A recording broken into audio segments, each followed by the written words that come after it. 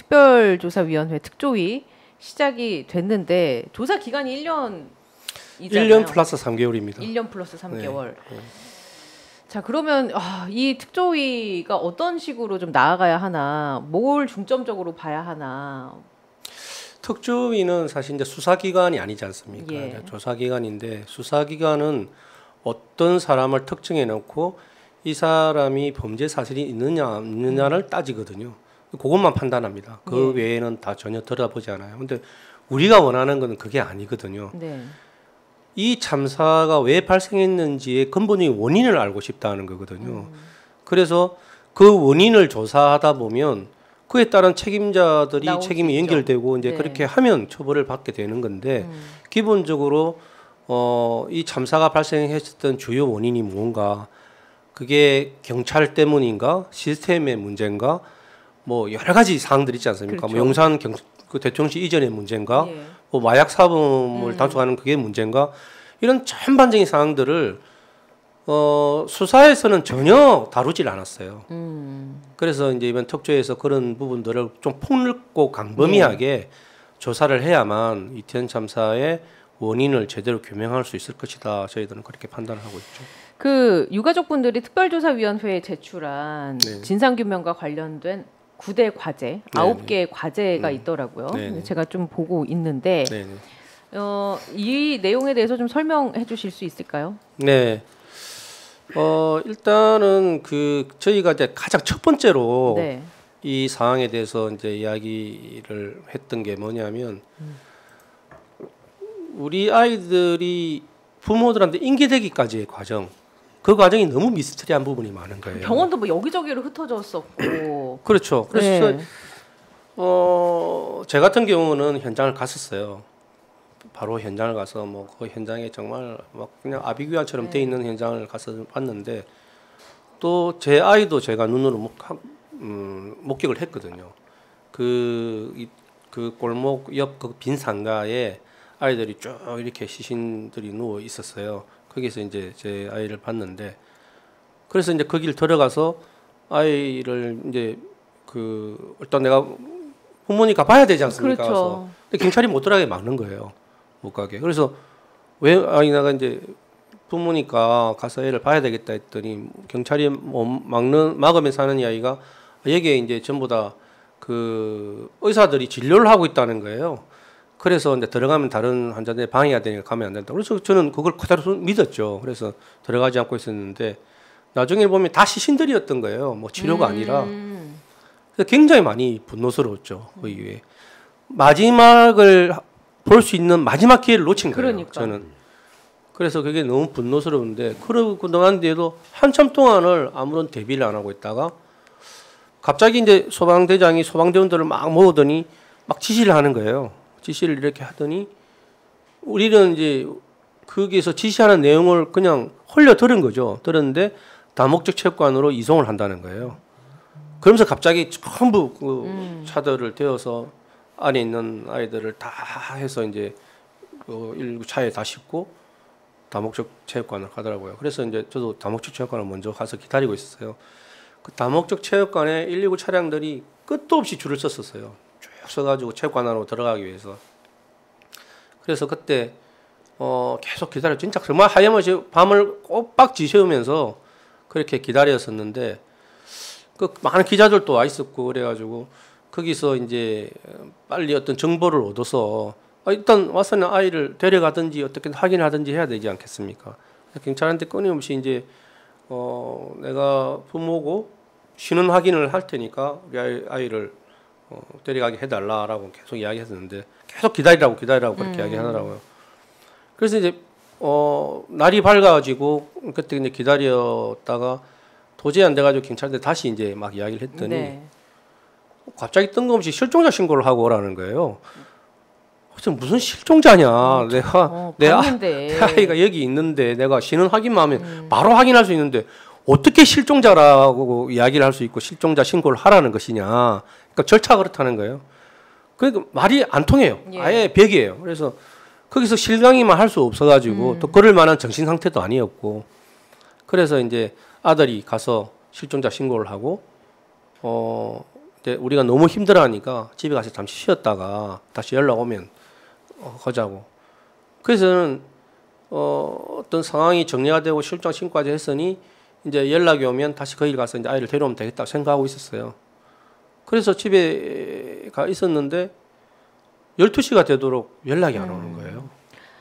그래서 다시 이제 인터넷을 막 뒤져가지고 인터넷에 막 이제 뭐 어디에 있다 어디 있다 이런 게 이제 나오잖아요. 찾아보니까 그 의정부의 한 병원에 가 있는 걸로 확인이 됐었어요. 그래서 막 이제 옷을 처리했고 이제 그 의정부로 가려고 하는데 그때서야 경찰이 연락이 온 거예요. 의정부 쪽에 있다고. 네네. 그래서 가면서도 참 어처구니가 없었어요. 그 담보체크를 그대로 둬서 거기 쪽에서 데려가라 하는데 왜 의정부로 보냈을까? 굉장히 의아했었는데 이후에 이제 유가족들을 다 만나면서 보니까 다 그런 거예요. 다. 너무나 이해가 안 되고 납득이 안 됐어요. 그러니까 체계 자체가 없었던 거고 그걸 진두지휘할 만한 컨트롤 타워 자체도 없었던 것 같은데. 그래서 이 부분을 밝혀야 된다고 저희는 이제 생각을 하는 거거든요. 대체 누가 그런 지시를 내렸고 그렇죠. 왜 그렇게밖에 할 수 없었는지에 대해서 명확하게 밝혀야 우리 초기부터 정부에다가 계속 그걸 요구를 했었어요. 그 지금 말씀하신 게 죄송한데 이게 단순히 체계 문제만 물을 게 아니라 다른 목적이 있었는지를 물어야 돼요. 맞습니다. 그럼 그 다른 목적이라고 추정하시는 건 어떤 게 있을까요? 저희가 이제 추정을 하건데 분산을 시켰잖아요. 저는 세월의 학습 효과라고 봅니다. 세월호에서는 그 체육관에 모두 모여 있었잖아요. 예. 거기서 굉장히 후폭풍이 셌죠. 유가족들이 다 모여가지고 정부에 대한 어떤 비판도 목소리를 엄청 내고. 심했었고 거기에 대한 학습 효과 때문에 그 사람들이 모여서 겨우 전략을 짠다는 이야기가 항공관을 분산시키자라는 거였던 것 같아요. 제가 알기로는 참사 일어나고 났는데 회의를 3번 했다고 들었거든요. 예. 계속 그때까지 그런 회의만 했었다라고 생각을 해요. 그러니까 본인들이 어떻게 하면 이 사태를 크게 보이지 않고 적당한 수준에서 마무리를 하고 갈 것이냐에 대한 고민만 하지 않았을까. 그리고는 다들 장례식장을 갔었는데 모두한테 경찰이나 또 그 시청 뭐 직원이나 해가지고 1:1 매칭을 한다고 그쵸. 언론에서는 엄청 떠들어놓고 와서 다 대기하고 있었어요. 근데 그 사람들이 한 역할이 하나도 없어요. 할 수 있는 게 아무것도 없죠. 장례식 치료인데 그 사람들이 무슨 역할을 했습니까? 그래서 이제 지금 와서 우리가 느끼는 거는 감시를 했었다라고 저희는 느낍니다. 경찰들이 배치된 이유는 유가족들이 어떻게 행동을 하고 말을 하는지 혹시라도 장례를 치르지 않고 뭐 이렇게 항의의 어떤 걸 한다든지 또는 다른 가족들과 만나 접촉을 하는 거나 이런 거. 근데 그게 우리 유가족들이 전으로 하나가 밝혀졌어요. 뭐냐면 1층에 장례식장에 있었고 2층에도 장례식장에 있었어요. 그런데 1층에 있는 가족이 2층에 유가족이 있는 줄 알고 정보를 듣고 이제 2층에 만나보러 가려고 올라왔는데 못 가게 막았다는 거예요. 경찰이. 네, 정으로. 그래서 더더욱 우리가 좀 확신이 들었어요. 이게. 그런 것 중에 하나가 이제 또 정황이 분향소에서 진짜 너무 어이가 없었잖아요. 이름도 뭐 그러니까요. 그러니까 그건 뭐냐면 결국은 일주일에 애도기간을 딱 정해놓고 그렇죠. 그걸 끝 이렇게 하려고 했던 거죠. 우리는 역할을 다 했어. 정부에서는. 그러니까 더 이상은 이제 뭐 이야기하지 마라는 것들을 암시하기 위해서 그렇게 딱 해버렸던 거죠. 지금 말씀하신 것 이외에 우리 부모님들이 정말 분노했고 아직도 미스테리라고 지금 이야기를 하셨는데 의정부 평택 막 서울 사는 친구들이 가 있잖아요. 가서 시신을 거기서 처음 본 사람도 있거든요. 하는데 아이들 옷이 벗겨져 있거나 속옷이 뭐 예리한 칼로 찢겨져 있거나 이런 경우가 많이 있었죠. 그건 뭐 이태원 현장에서부터 그려놨었어요. 그러니까요. 이태원 저는 아직도 이해가 안 되고 그 사진도 그대로 있지만 아이들이 한 7, 8명을 길에 이렇게 바닥에 눕혀놓고 방치를 해놓고 하의를 다 벗기고 얼굴만 옷으로 덮어놨어요. 저는 그런 전시 상태가 아니면 나는 그렇게 할 수 있는 거는 난 정말 이해가 안 돼요. 전시도 그렇게 안 해서 제가 이제 아까 단순히 유가족들을 분산시키려는 목적만 있었느냐 아니면 왜 그렇게 했는가를 밝혀야 된다. 저희가 이제 그때 기억하실지 모르겠지만 국회에서 제가 경찰 책임자한테 몇 번 이야기를 했잖아요. 왜 그렇게 했는지. 뭐라고 하던가요? 아무 말 못하죠. 제가 이거는 인간에 대한 예의이기도 하다. 아니 21~22살 서너 살 먹은 젊은 아들 딸들이 옷이 다 벗겨진 상태로 그렇게 노출돼 있었고 옷이 찢겨져 있었던 상황을 당신들은 설명을 해줘야 되지 않느냐. 그렇죠. 공개적으로 하지 못하면 가족들한테로 설명을 해줘라. 네. 라고 몇 번을 요구했는데 아마 안 했을. 우리 생존자 중에 이제 한 명이 이제 그런 이야기를 했었어요. 자기가 그 기절을 한 채 이제 그 길에 방치돼서 누워 있다가 너무 추워서 깼대요. 너무 추워서 깼는데 자기가 근데 청바지가 잘 밴드날로 다 이렇게 막 해서 왜 그렇게 옆에 벗겨져 있고 그렇게 해서 너무 추워서 그 옷을 아직도 자기가 가지고 있다고 이야기를 하더라고요. 그러니까요. 그래서 이제 아까 9가지 네, 대책 물어보셨는데 예. 우리 가족들 가슴엔 지금 가장 그게 큰 거죠. 왜 그런 현장에서 우리 아이들을 제대로 마지막 순간을 왜 함께 하지 못하게 했는가. 왜 이렇게 아무 연고도 없는 곳곳으로 분산을 시켰고 아이들 상태는 왜 그렇게 돼 있었는가. 네. 뭐 이런 걸 밝혀야 되고 그다음에 이제 그 참사 현장 당일날 기관들이 어떻게 움직였는지 이것도 밝혀지지 않았잖아요. 네, 늘 경찰, 소방, 뭐 행정 네. 뭐 다 거짓말에 거짓말 뭐 자기 변명 이런 걸 하니까 그다음에 이제 경찰 대응, 소방청 대응 또 거기 바로 옆에 대통령실이 이전했던 것에 어떤 영향을 끼치지 않았는지 뭐 이런 것들을 이제 유가족들이 요구하는 대통령실 이전 거죠. 같은 경우는 이미 법원에서 이번에 재판을 하면서 그 이야기가 나왔었거든요. 뭐라고 나왔습니까? 그리고 그 용산 경찰서 형사가 정언도 했었어요. 그 부분을. 그러니까 이제 재판장이 그 담당 기사한테 명확하게 물었죠. 용산으로 대통령실 이전한 것이 이 이태원 참사와 연관성이 있다고 보느냐라고 그렇게 물었는데 그 형사가 자기는 있다고 본다라고 이야기를 했었어요. 그게 왜 그러냐면 대통령실이 원래 이제 청와대에서 있을 때는 그 종로경찰서가 이제 그 관할인데. 진호를 맡고 예. 몇십 년 동안 대통령 경호가 노하우가 쌓여 있어요. 그 종로경찰서는. 그래서 전혀 경호하는데 문제가 없는데 용산경찰서는 전혀 대비가 되어 있지 않죠.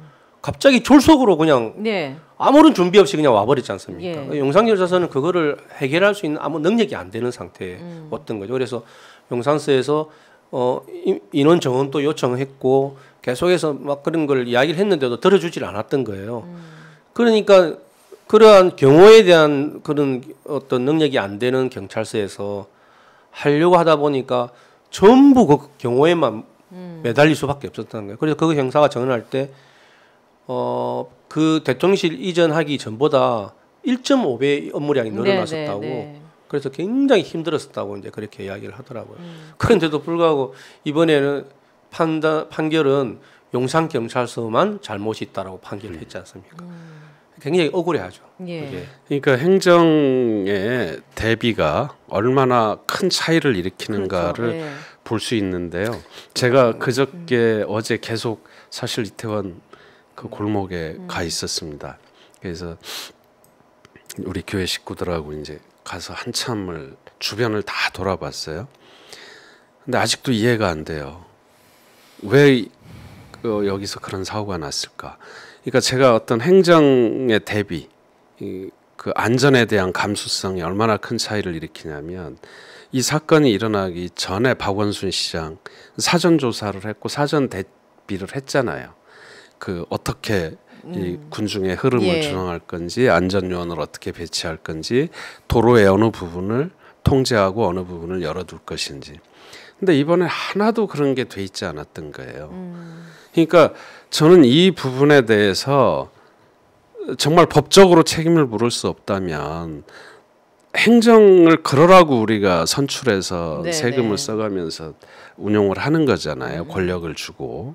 그러니까 그런 어떤 권한을 제대로 행사하지 못한 국민에 대한 어떤 안전 의무를 지키지 못한 것에 대해서 명확한 저는 책임을 묻는 선례를 남겨야 우리 사회의 어떤 안전에 대한 법적 제도적 장치도 빨리 만들어질 거고 예. 그 감수성도 높아질 거다. 저는 그런 생각을 합니다. 그리고 이제 또 한 가지는 뭐 정부에서 계속 이야기하는 건 이상민 장관도 네네. 항상 이야기했었고 뭐 그게 경찰 병력이 135명이나 되는 병력이 있었다라고 해서 이야기를 하는데 그게 굉장히 허울뿐인 이야기인 거예요. 그 135명의 경찰관 중에서 인파 관리를 하기 위한 경찰관 단 한 명도 없었습니다. 아무 의미가 없는. 그러니까 네.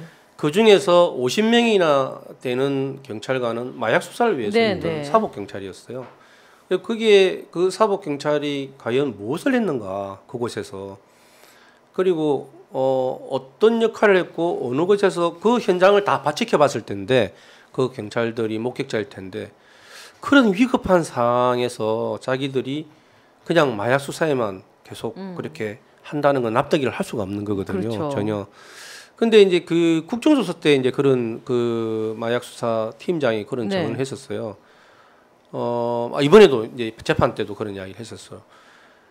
구조를 위한 지시를 받은 적이 없다. 자기들이 어떤 부여받은 임무 자체의 임무 성격이 자체에서. 뭐 마약 수사라든지 예. 이런 쪽에 몰려 있었기 근데 때문에 아마도 그런 위급한 상황을 저는 보고를 했어야라고 생각을 하거든요. 상부에 지시를 안 한다는 게 있을 수가 없지 않습니까? 그렇죠. 사람이라면 앞에서 혼절해서 막 그런 그렇죠. 상황이 발생했는데 어떻게 그걸 보고를 안 했습니까? 근데 보고를 했음에도 불구하고 구조를 하라라고 지시를 안 했다는 거죠. 그게.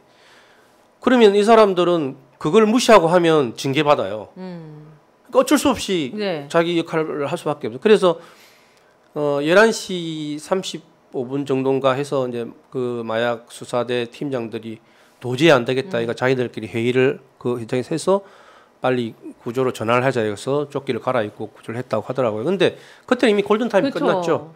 그래서 그 사실관계를 좀 밝혀야 된다라고 저는 생각을 하고 있습니다. 사실 그 짧은 시간 안에 그 판단이 체계적으로 행정적으로 이루어졌다면 사실은 이건 없을 수 있는 재난이었던 저는 그래서 거죠. 이제 저 같은 경우는 우리 아이 약혼자하고 같이 갔었기 때문에 그 이제 우리 아이는 우리 약혼자는 이제 살았거든요. 다행히 그 아이는 생생하게 증언을 해요. 자기가 그 현장에 그대로 있었고 그런 상황을 계속 이제 목도를 했으니까요.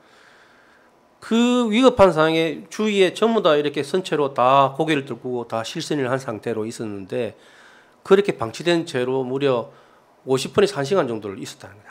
아무것도 하지 못하고 그 상태로. 그건 그냥 죽음을 방치한 것밖에 안 되는 거예요.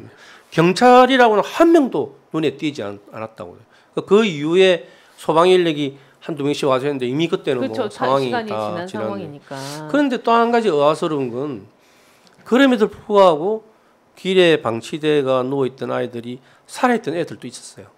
근데 살아있던 애들이 있었는데 그 현장에서는 저도 갔었지만 교통 통제가 전혀 안 돼 있었어요. 저는 그게 정말 이해가 안 되더라고요. 그게 위급하면 빨리 119실에서 계속 응급실로 네. 가야 되는데 도로에 사람이 꽉 차 있는 거예요. 도로 인파 관리가 그때까지도 안 돼 있는 걸 보고 참 정말 이게 진짜 무슨 이게 나란가. 전시 상태도 예. 아니고 이게 뭔 일인가 싶더라고요. 그러니 그렇게 살아있던 애들조차도 방치해서 그냥 죽음으로 몰고 갈 밖에 없었던 그런 상황이죠. 이게 용서가 안 되는 거죠. 진짜 어떻게 헤아릴 수가 없는 차마 이 사안인데 그 책이 나왔더라고요. 네네. 그 이런 것들을 좀 기록한 책인가요? 책의 제목이 보니까 참사는 골목에 머물지 않는다라는 책인데 이 책은 이제 그 부모님들이 그때 당시의 상황, 느낌 그리고 내 아이를 잃었던 부분에 대해서 오롯이 그 절망적인 그런 마음의 상태 이런 것들을 진솔하게 다 표현을 하고 있어요. 그래서 아마 이태원 참사의 유가족들의 마음을 그 책을 통해서 가장 빠르게 알 수 있지 않을까 생각을 합니다. 영화도 기록 영화, 다큐멘터리 형식의 별은 알고 있다. 네. 저 같은 경우도 이제 네. 그 기록집에 이제 구술을 했는데 저 같은 경우는 이제 아무래도 제가 뭐 대표를 맡고 있다 보니까 참사가 발생하는 이후부터 지금까지 이제 쌓아왔던 과정들을 쭉 이렇게 구술을 했었어요. 예. 너무 많더라고요. 하다 보니까 그래서 2차례에 걸쳐서 했어요. 한 예. 차례를 끝내지를 못해가지고. 저도 책을 뭐 봤는데 많은 국민들이 이 책을 좀 차분하게 꼭 보시면 좋겠어요. 거기에 우리 가족들의 이 속마음, 지금 현재 어떤 상황인지, 왜 가족들이 2년이 지난 지금까지도 길거리에서 저렇게 싸우고 있는지 이런 거가 아주 생생하게 잘 나와 있기 때문에 이런 단순히 이태원 참사뿐만 아니라 우리 사회 지금 여러 가지 상식적으로 이해되지 않는 상황들이 너무 많잖아요. 왜 이런 일이 일어났는지 지금 어떻게 그런 일들이 대응이 되고 있는지 이런 것에 대해서 우리 당사자들의 입을 통해서 생생하게 증언이 되고 있습니다. 그래서 꼭 좀 보셨으면 좋겠고 또 특별한 건 우리 외국인 피해자들이 있잖아요. 예. 우리 다 잊고 있잖아요. 그렇네요. 저희 놀랍게도 외국인 피해자들에게 대한민국 정부가 아무것도 해준 게 없습니까? 네, 그냥 뭐 장례비 지원하고 예. 이거에서 그동안 2년이 지나는 동안 그 외국인이 한국에 와서 불행을 당했는데 뭐 특별한 연락도 없고요. 그래서 그리고 또 하나는 일반 시민들이 잘 모르는데 생존자가 있습니다. 지금 거의 그러니까 코마 상태로 그러니까 자가 호흡도 못하는 상태에서 병원에서 사건 이후에 계속 있다가 최근에 이제 겨우 자가 호흡만 하는 상황으로 자택으로 옮겨진 우리 생존자도 있거든요. 그래서 2년이 지났지만 아직도 우리는 그 골목에서 빠져나오지 못하고 있고 대한민국이라는 사회가 그다음에 아까 우리 바로 곁에서 일어났다고 그랬잖아요. 우리가 일상적으로 지나다니는 모든 골목이 이태원 골목이 될 수도 있다라고 하는 거를 일깨워 주는 거거든요. 그래서 이 책을 꼭 같이 좀 읽어보셨으면 좋겠습니다. 오늘 저는 이런 말씀을 좀 드리고 싶어요. 이제 우리가 2차 가해에 대해서 많이 말씀을 드리고 있는데 항상 좀 이제 팩트가 아닌 부분을 이야기를 하는 부분에 굉장히 저희는 많이 화를 내거든요. 뭐 나라를 구하다가 죽은 것도 아닌데 왜 그랬냐 이런 이야기를 많이 하잖아요. 소위 뭐 놀러 가서 그렇게 됐는데. 근데 그거는 이제 말이 좀 잘못됐다고 생각해요. 지금 정신 상태가 아니기 때문에 나라를 구한다. 이건 말이 안 되고 이제 나라를 지키려고 하다가 그렇게 된 것도 아닌데 왜 그렇게 했느냐라고 이야기를 바꾸면 말은 될 수가 있겠죠. 근데 우리나라는 국방의 업무를 지고 있기 때문에 뭐 저도 마찬가지지만 다들 이제 그 국민의 생명과 안전을 지키기 위해서 최전선에서 그쵸. 그렇게 열심히 복무를 하고 있습니다. 국민의 생명과 안전을 지키기 위해서 최전선에서 나라를 지키고 있는데 그 국민은 생명을 잃어요. 그러면 그 역할을 하기 위해서 고생을 하고 있는 장병들의 모욕인 거 아니겠습니까? 그 고생을 왜 하고 있습니까? 그 고생을 국민의 생명 안전을 지키기 위해서 그 고생을 하면서 지키고 있는데 결국은 그렇게 하지 못하고 있다. 국민의 생명을 지키지 못하고 있다. 그러면 누가 생명을 지키지 못했느냐? 생명을 지키지 못한 사람들의 비판이 해야죠. 어떻게 그 생명을 당한 국민들을 비판할 수가 있겠습니까? 그래서 연결고리가 정말 잘못됐다라는 부분들을 저는 좀 지적을 좀 해주고 싶습니다. 그러니까 정말 근데 남 얘기니까 내일이 아니니까 쉽게 온라인상에서도 그런 얘기를 많이 해서 유포가 되기도 하고 그런 부분들이 우리 사회가 얼마나 지금 각박하게 굴러가고 있는가를 또 보여주는 것 같기도 해요. 근데 이런 절절한 말씀을 지금 보시는 분들이 꼭 좀 헤아려 주셨으면 좋겠고 또 제가 드리고 싶은 질문은 이제 일상이 많이 무너졌다고 얘기를 하셨잖아요. 그러면 지금 꼭 필요한 것들이 어떤 게 있는지 영상 보시는 분들이 아 내가 시민의 한 사람으로서 이걸 같이 할 수 있을까? 함께 이렇게 하면 어떨까라는 어떤 그런 지점들이 있다면 좀 얘기를 해주시면 어떨까? 저는 그동안 2년 동안 이제 이 참사를 겪으면서 느꼈던 감정이 연대의 힘이라는 게 얼마만큼 큰지를 저는 절실히 느꼈습니다. 네. 아마 그 연대의 힘이 없었으면 우리 유가족들이 벌써 무너졌을 것이고 다들 그냥 그 포기하고 집으로 돌아갔었을 겁니다. 근데 그 연대의 우리가 정말 외딴섬에 갇혀 있다는 그 느낌을 탈출할 수 있었던 게 그 시민들이 보여줬던 그 연대의 힘 때문에 우리가 탈출을 할 수 있었거든요. 그리고 용기를 얻을 수 있었고 그렇게 해서 지금까지 이 시간까지 싸워올 수가 있었던 건데 그러다 보니까 이제 눈도 떠지고 시야도 넓어지고 그냥 우리만의 어떤 슬픔이 아니라 여러 가지 사회적 약자들의 어떤 아픔들이 눈에 보기 시작하는 거예요. 네. 그래서 같이 우리도 연대를 하게 되고 이 연결고리들이 계속해서 연결이 되어지면 그 힘은 굉장히 세워질 것이라고 생각하거든요. 외국인 희생자들이나 또는 외국인들이 이제 우리 같이 와서 이야기를 나눠보면 대한민국은 굉장히 부러운 것 중에 하나가 시민단체 역할이라고 이야기를 합니다. 외국에는 그런 힘이 없다고 해요. 우리나라에서는 그 시민단체 힘이 굉장히 강하고 잘 연대가 되어 있고 밀집이 되어 있어서 어떠한 억울한 일을 당하는 사회약자가 생기면 같이 연대해서 힘을 실어주고 포기하지 않게끔 만드는 그 힘이 굉장히 부럽다라고 이야기를 하더라고요. 그래서 저도 그거를 많이 느꼈고 네. 그래서 우리 시민분들께서도 저는 뭐 다르게 특별하게 어떤 제가 처음에 녹사평에서 참사를 겪고 정말 막 슬픔에 몸을 가누지 못하고 있을 때 사실 그전에는 저는 상상도 못했죠. 처음 뵙는 정말 처음 보는 분이 한번 안아봐도 되겠습니까? 그러면서 안으면서 힘내십시오. 함께 하겠습니다. 그 말 한마디가 굉장히 저한테 큰 용기가 됐었어요. 그래서 그게 아직도 저는 계속 머리에 맴돌거든요. 그 한마디 때문에 네. 사실 버티고 오는 거라고 저는 생각을 합니다. 그래서 정말 우리 시민분들이 그 따뜻한 말 한마디 그게 얼마만큼 힘이 되고 그게 도움이 되는지를 저는 꼭 말씀을 드리고 싶어요. 그 왜 참사 현장 가면 세월호 참사 현장에도 잊지 않을게라는 네, 말이 맞습니다. 항상 있잖아요. 네. 그러니까 누군가에게는 이게 휘발되는 기억일 수도 있지만 우리가 연대의 또 다른 출발점은 저는 잊지 않는 거라고 보거든요. 네, 그리고 네. 이제 각자의 방식으로 그걸 기억해내고 보듬어 주는 것. 그래서 이제 저도 아까 방송 전에 말씀드리긴 했지만 이 이태원 참사가 너무 뇌리에 박혀 있는데 나만의 애도 방식이 무엇일까 해서 제가 쓰는 그 논문에 게재를 해서 이걸 학문적으로 좀 남겼으면 좋겠다 해서 그런 방식으로 애도를 하고 있는데 곳곳에서 이런 연대나 이런 것들이 좀 퍼져 나갔으면 좋겠어요. 그럼요. 그래서, 그 네. 아까 이제 우리 이정민 위원장님이 말씀하셨는데 우리 이태원 참사 유가족분이 그런 얘기를 하셨어요. 내가 유가족이 될 줄 몰랐다. 나도 내가 세월호 참사를 볼 때 네. 마음은 좀 아팠지만 그냥 뉴스 보고 지나갔다. 그런데 내가 유가족이 될 줄 몰랐다. 미안하다. 이런 정말 우시면서 그런 얘기를 하신 적이 있어요. 우린 누구나 그렇게 될 수 있죠. 그래서 지금 말씀하신 대로 저는 우리 시민들께서 그 지금 분향소가 서울시청 부근에 있습니다.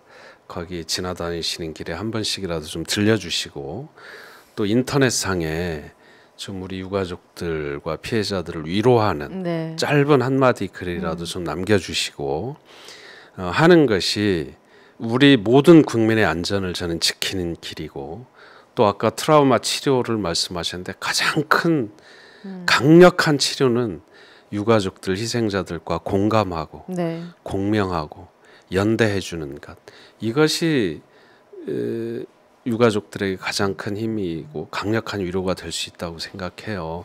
아까 그리고 기억 말씀해 주셨는데 그냥 잊혀지면 우린 또 반복할 수밖에 맞습니다. 없습니다. 그래서 생명안전기본법에도 핵심적으로 넣은 조항 중에 하나가 기억과 애도를 상징으로 늘 예. 남겨야 한다. 맞습니다. 그 지금 우리 세월호가 쟁점이 된 것 중에 하나가 생명안전공원 때문에 지금 우리 가족들이 온갖 모욕을 당하면서도 그걸 어쨌든 실현시켜냈거든요. 그래서 이태원 우리 참사 피해 유가족들에게도 지금 크게 남은 과제가 그겁니다. 이 정부는 또 일부 좀 좋지 못한 분들은 이 피해자들 유가족들 고립시키려고 하죠. 예를 들어서 저 분향소를 지하 4층으로 가라고 하든지 남들의 눈에 띄지 않는 어떤 곳으로 가라고 막 자꾸 하는데 지금 산풍 그 참사 추모비도 지금 접근이 안 되는 곳에 힘든 곳에 숨겨져 있습니다. 이제 우리가 그런 것을 밝은 곳으로 드러내고 우리들 일상에 가까운 곳에서 늘 접근할 수 있을 때 우리 모두의 안전이 지켜진다. 그렇죠. 이런 좀 생각을 해서 시민들이 좀 함께 해주셨으면 좋겠다 이런 네. 생각이 듭니다.